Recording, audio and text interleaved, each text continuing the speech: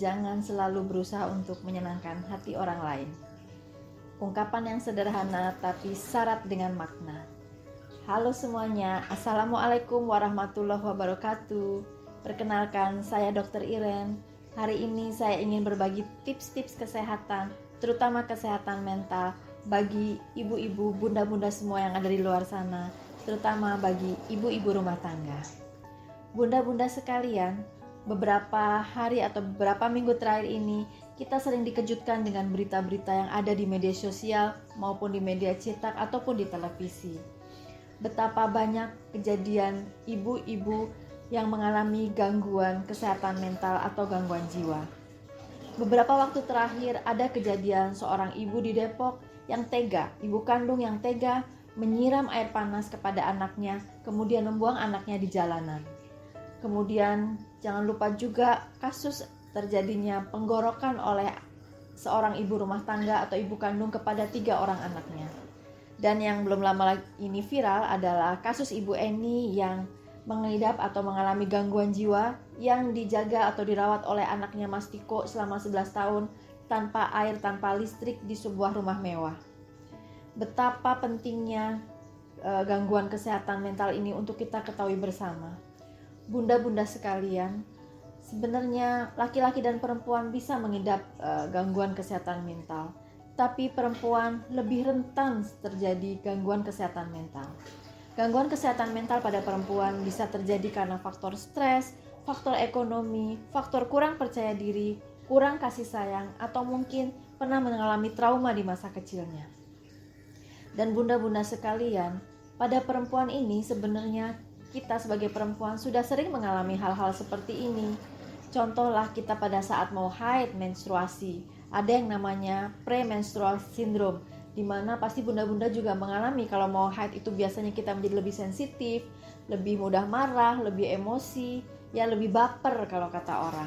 Kemudian ada juga istilah baby blue syndrome, mungkin bunda-bunda pernah dengar ya, yaitu kondisi di mana ibu merasa depresi atau stres setelah melahirkan anaknya. Kenapa? Karena mungkin merasa bahwa orang-orang lebih memperhatikan anaknya sementara dia sendiri badannya sudah mulai tidak bagus, dia sudah mulai insecure, kemudian orang-orang kurang perhatian pada dia, ya.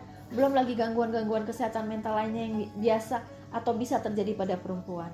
Nah, bunda-bunda sekalian, menurut penelitian bahwa 25,8% perempuan yang mengalami atau mengidap gangguan kesehatan mental atau gangguan jiwa ini mempunyai kecenderungan untuk menyakiti diri sendiri dan orang lain.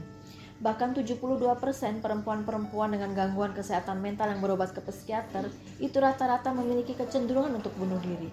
Dan di Amerika dikatakan bahwa 1 dari 5 orang wanita sangat rentan terhadap risiko terjadinya gangguan kesehatan mental.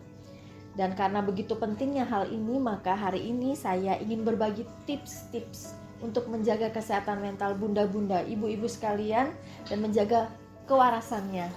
Apalagi bunda-bunda yang pekerjaannya sangat mulia, yaitu sebagai ibu rumah tangga. Bunda-bunda sekalian, kita tahu bahwa rumah tangga atau sebuah rumah itu gak akan ada artinya kalau mempunyai ibu yang tidak baik atau mempunyai ibu yang ada gangguan kesehatan mentalnya. Karena bagaimana seorang ibu ini penting fungsinya di dalam suatu rumah tangga. Bunda-bunda sekalian, kita tahu bahwa rutinitas yang terus-menerus, yang monoton pada bunda-bunda atau ibu-ibu yang mempunyai pekerjaan sangat mulia yaitu ibu rumah tangga ini sangat rentan menjadikan ibu-ibu rumah tangga mengalami gangguan kesehatan mental. Bayangkan dari pagi sudah harus bangun, menyiapkan semuanya ya, menyiapkan makanan, menyiapkan keperluan suaminya untuk ke kantor, keperluan anak-anak untuk ke sekolah, belum kebersihan rumah, kemudian belum dia harus memasak, kemudian belum juga dia harus menjaga attitude dia sebagai seorang istri, seorang ibu, seorang anak, seorang menantu. Banyak hal yang kadang-kadang mungkin bertumpuk ya, jadi membuat kesehatan mental seseorang ibu rumah tangga itu bisa menjadi terganggu.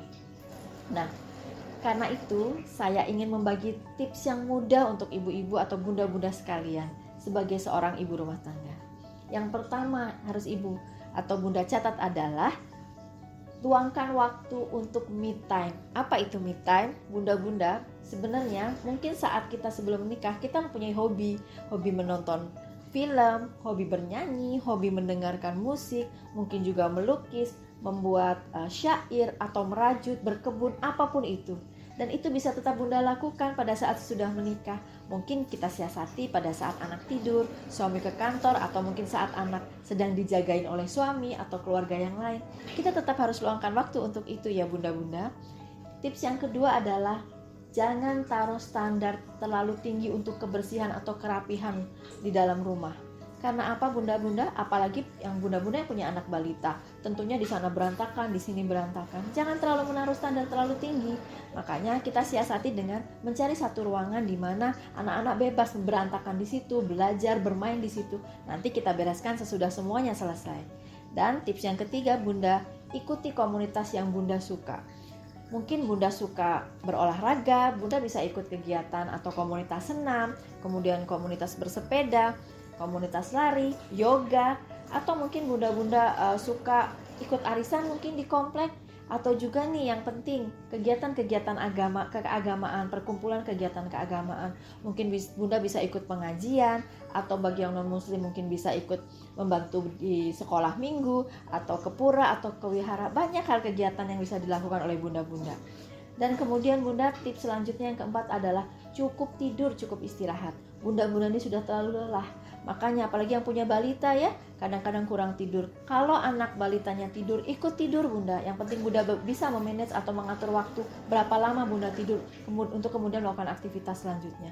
Dan kemudian bunda, tips sebelum yang terakhir adalah makan makanan yang bergizi. Karena dengan makan makanan yang bergizi bunda akan sehat. Kalau bunda sehat, tentu kewarasannya juga akan terjaga.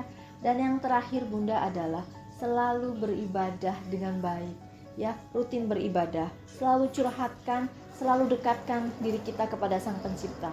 Karena dengan seperti itu, kesehatan mental bunda pasti akan terjaga dengan cara mencurahkan semua permasalahan langsung kepada Sang Penciptanya. Begitu bunda, tips-tips ini sebenarnya mudah ya, dan sebenarnya sangat penting dan harus bunda lakukan untuk menjaga yang tadi saya bilang, kewarasan. Jadi bunda-bunda sekalian, jangan pernah sungkan juga untuk menceritakan atau mengkomunikasikan beban yang ada di dalam dada bunda, atau pemikiran-pemikiran buruk bunda, atau hal-hal apapun yang memberatkan diri bunda kepada orang yang bunda percaya, atau tenaga-tenaga kesehatan profesional seperti dokter, bidan, perawat di tenaga kesehatan, supaya bunda tidak merasakan sendiri dan memendam semua permasalahan itu sendiri ya. Oke, baik bunda-bunda sekalian, sekian tips dari saya. Mudah-mudahan tips kali ini berkenan buat bunda dan bisa di-sharing ke saudara, tetangga, teman-teman yang lain. Mudah-mudahan kita bisa bertemu lagi dalam tip-tip berikutnya.